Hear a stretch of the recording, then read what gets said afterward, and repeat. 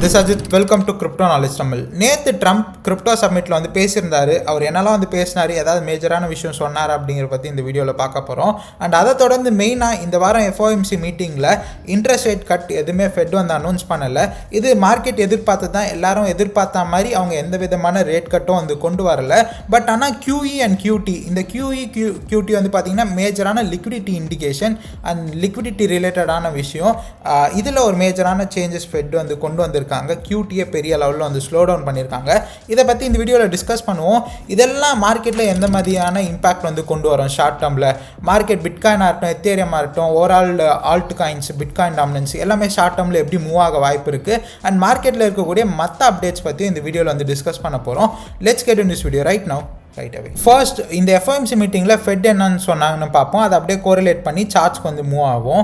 Already சொன்ன மாதிரி இந்த FOMC மீட்டிங்கில் எந்த ரேட் கட்டுமே ஃபெட்டு கொண்டு வரல. 4.5% இன்ட்ரெஸ்ட் ரேட் அன்சேஞ்சாக வந்துருக்குது. பட் QTயில் ஒரு மேஜரான சேஞ்சஸ்.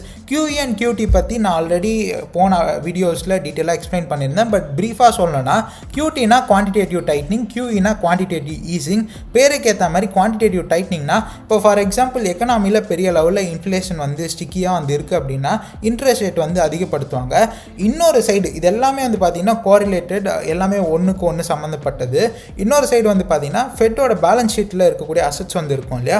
ஃபெட்டோட பேலன்ஸ் ஷீட்டில் இருக்கக்கூடிய அசட்ஸ் வந்து விற்கும் போது, இதுதான் குவான்டிடேட்டிவ் டைட்னிங். விற்றாங்க அப்படின்னா stock markets, risky assets like stock market, கிரிப்டோஸ்லாம் பெரிய லெவலில் வந்து பம்ப் ஆகாது, பெரிய லெவலில் வந்து வளராது, எக்ஸ்பேண்ட் ஆகாது. அப்படி எக்ஸ்பேண்ட் ஆகலைன்னா இதுவுமே ஒரு காரணம் தானே. ஸ்டாக் மார்க்கெட், கிரிப்டோஸ்லாம் வந்து பெரிய லெவலில் பூம் ஆச்சுன்னா இன்ஃப்ளேஷனாக அது எல்லாமே பீப்புள் கிட்ட நிறைய மணி வந்து ரிட்டர்ன்ஸ் வந்து பார்ப்பாங்க. அது மூலமா இன்ஃப்ளேஷன் அப்படிங்கிறது ஆப்வியஸாக அதிகமாகும். ஸோ ஃபெட் வந்து குவான்டிடேட்டிவ் டைட்னிங்கில் வந்து இருக்கும் போதும், இன்ட்ரெஸ்ட் ரேட் வந்து அதிகமாக இருக்கும் போதும் எக்கனாமி பெரிய லெவலில் வந்து பூம் ஆகாது. இப்போ இதுதான் ஃபெட்டோட பேலன்ஸ் ஷீட்டில் இருக்கக்கூடிய அசட்ஸ். நம்ம இந்த கோவிட்க்கு முன்னாடி வந்து பார்த்தீங்கன்னா 2019 அப்போ அவங்க குவான்டிடேட்டிவ் டைட்னிங்கில் தான் வந்து இருந்தாங்க. பேண்டமிக் சுச்சுவேஷன்னால ஃபெட் எமர்ஜென்சியில் இன்ட்ரெஸ்ட் ரேட்லாம் ஜீரோக்கு கொண்டு போயிட்டாங்க.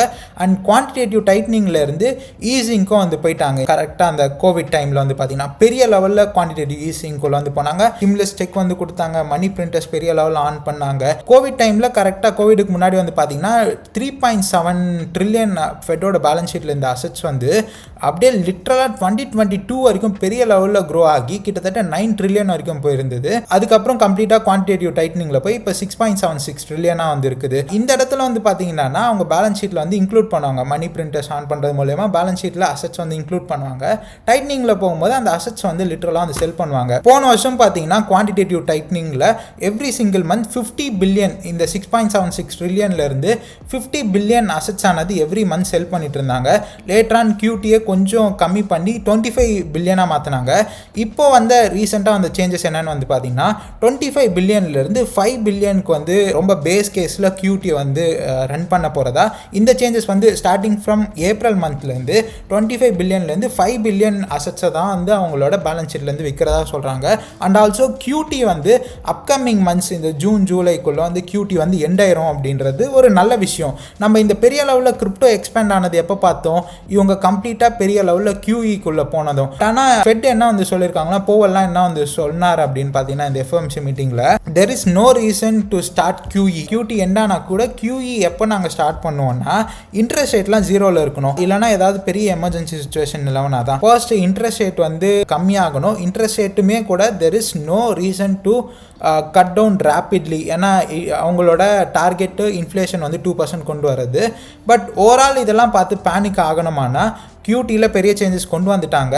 அட் த சேம் டைம் இந்த QE QTலாம் ஒரு பெரிய விஷயமாகவே இல்லை 2017 புல் மார்க்கெட்டில். நான் இதை ஓவரால் எப்படி வந்து பார்க்குறேன்னா, it's a positive thing. QT என் பண்ணாலே வந்து போதும். இந்த இடத்துல பெரிய லெவலில் பிட்காயின் பூம் ஆச்சு பார்த்தீங்களா.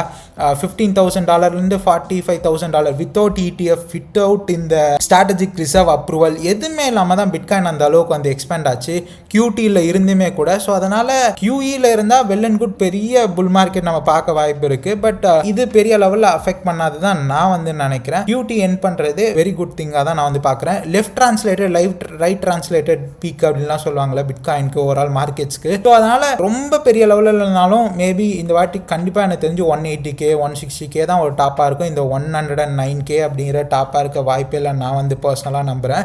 அட் த சேம் டைம் ஒரு சைக்கிள் ஆனது பிட்காயின்லேருந்து மணி ஆல்ட் காயின்ஸ் மூவ் ஆகி அதுதான் அப்போ தான் ஒரு கம்ப்ளீட்டான சைக்கிளாக வந்து இருக்கும். இன்னொரு மேஜரான விஷயம், நேற்று வந்து ட்ரம்ப் வந்து பேசியிருந்தாரு இல்லையா கிரிப்டோ சப்மிட்டில். ஃபர்ஸ்ட் அவர் ப்ரோ கிரிப்டோ பிரசிடென்ட் வந்திருக்காரு. கிரிப்டோ ஸ்ட்ராட்டஜிக் ரிசர்வ்லாம் வந்து அப்ரூவ் ஆயிருக்கு. பட் ஆனால் எதிர்பார்த்த மாதிரி எப்பவுமே இல்லை, டம்மி பாபாவாக தான் லிட்டரலாக எதுவுமே சொல்லலை.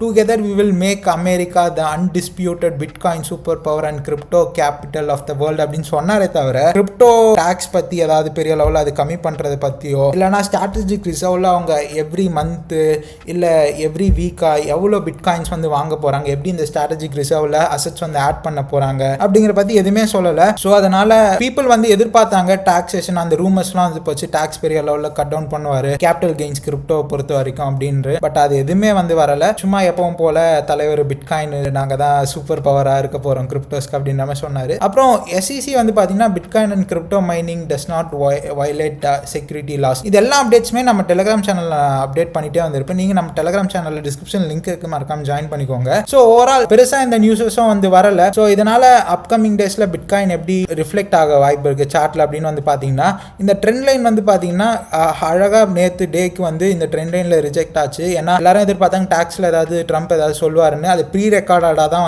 வந்தது அந்த வீடியோவே கூட. ஸோ அதனால் மார்க்கெட்டில் அது பெரிய டிசப்பாயின்மெண்ட்டாக இருந்தது. எனக்கு தெரிஞ்ச அப்கமிங் டேஸில் ஆல்ரெடி இருக்க கேஸ் தான் அப்படியே நிலவிட்டு வந்திருக்குது. இந்த 91.5K மேலே ஸ்ட்ராங்கான டே க்ளோஸ் ஆர் வீக்லி க்ளோசிங்லாம் இருந்ததுன்னா பிட்காயின் கம்ப்ளீட்டாக அப் ட்ரெண்ட்குள்ளே அகெயின் வந்து போயிடும்.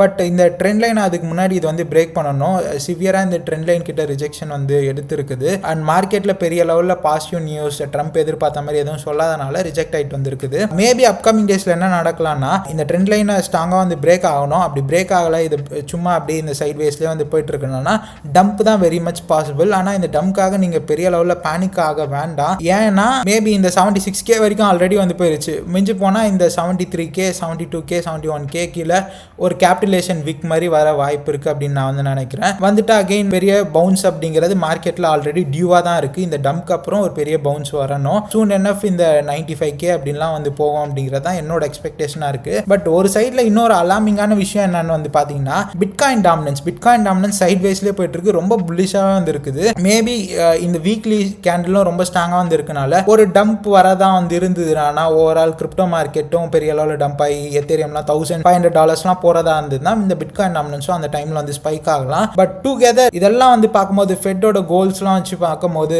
அவங்க QT இப்போ என் பண்ணி QE-க்குள்ள எமர்ஜென்சி சுச்சுவேஷனில் தான் போவோம், இன்ட்ரெஸ்ட் ரேட் ஸ்லோவாக கட் டவுன் பண்ணுவோம்னு சொல்லும் போது பார்க்கும்போதுலாம் ரொம்ப எக்ஸ்டெண்டான புல் மார்க்கெட் எப்பவுமே நம்ம பேசக்கூடிய அந்த கேஸ் சினாரியோ ஏற்ற மாதிரி தான் இந்த புல் மார்க்கெட் ரொம்ப எக்ஸ்டெண்டடாக போகும் தான் எதிர்பார்க்கப்படுது. நானும் அதை தான் வந்து எதிர்பார்க்குறேன். எத்தேரியம் பொறுத்தவரை இந்த $2,000 ரொம்பவே ஸ்டம்பிள் ஆகிட்டு இருக்கு. கம்ப்ளீட்டாக சைட் வேஸில் போயிட்டு இருக்கு. ஒரு ஸ்ட்ராங்கான டே க்ளோசிங் வந்து $2,150 மேலே வந்து எத்தேரியம் வச்சதுனா ஒரு பெரிய ரிலீஃப் ரேலி அப்படிங்கிறது ஆல்ட் காயின்ஸ் எத்தேரியம்லாம் நம்ம எதிர்பார்க்கலாம். $2,800 வரைக்குமே எத்தேரியம் போகிறதுக்கான வாய்ப்பு இருக்குது. பட் என்னன்னா மார்ச் மாதம் ஒரு பெரிய ஆப்ஷன்ஸ் எக்ஸ்பைரி வந்து இருக்கு.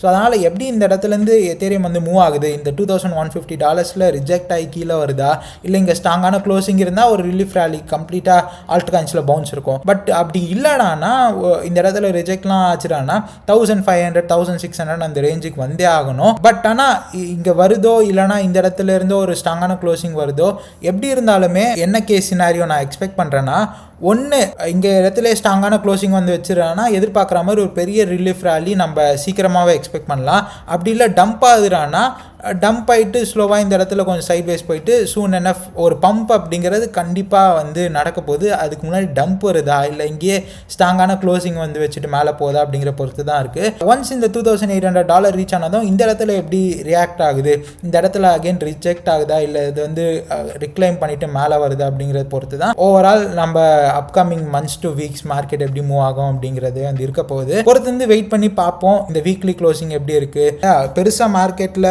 எந்த எந்த நியூஸும் இல்லாதது, பெருசாக நெகட்டிவாகவும் எதுவும் இம்பாக்ட் பண்ணாதது ஒரு நல்ல விஷயம் தான்.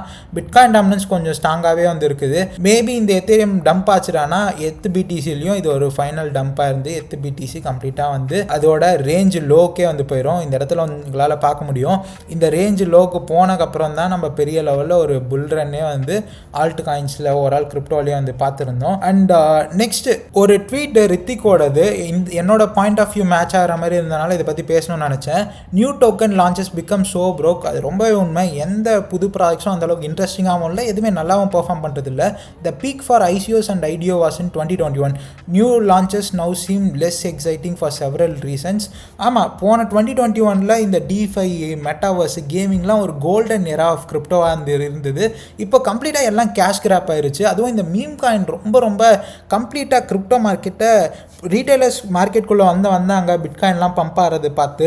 பட் எல்லாருமே கம்ப்ளீட்டாக இந்த பம்ப் ஃபன்னு புதுசாக மீமில் வந்ததில் ரெக்ட் ஆகி கிரிப்டோவே இவ்வளோ தான் நினச்சிட்டு ட்ரம்ப்பும் ஒரு மீம் காயின் விட்டனால எல்லாருக்கும் கிரிப்டோ மேலே இருக்குது நம்பிக்கை, ரெப்புடேஷனே கம்ப்ளீட்டாக ஸ்பாயில் ஆயிடுச்சு. ஏன்னா இப்போ நீங்கள் டாப் மீம்லாம் எடுத்திங்கன்னா இப்போவுமே கூட ஆஃப்டர் இந்த மார்க்கெட் இந்த அளவுக்கு ரின்ஸ் அவுட் ஆனதுக்கப்புறம் கூட ஏகப்பட்ட ஒன்றுமே மீம்னா என்னங்க, அது ஒன்றுமே இல்லை, யார் வேணால் க்ரியேட் பண்ணலாம், அது எந்த வெப்சைட் கூட வந்து தேவையில்லை. பட் ஸ்டில் அது எல்லாமே 200-300 மில்லியனில் இருக்குது. நல்ல ரெவன்யூ ஜென்ரேட் பண்ணக்கூடிய ப்ராடக்ட்ஸ். இவங்க கூட சொல்லியிருக்காங்க பாருங்கள், not too much attentions to the real builders. ஏன்னா யூஸ்ஃபுல்லாக இருக்கக்கூடியதாக இருக்கட்டும், இல்லை ஒரு நல்ல ரெவன்யூ பண்ணக்கூடிய பிளாட்ஃபார்மோ, நல்ல ப்ராஃபிட்டபுளாக இருக்கக்கூடியதாக இருக்கட்டும், அந்த ப்ராடக்ட்ஸோட மார்க்கெட் கேப்பே கம்மியாக இருக்குது.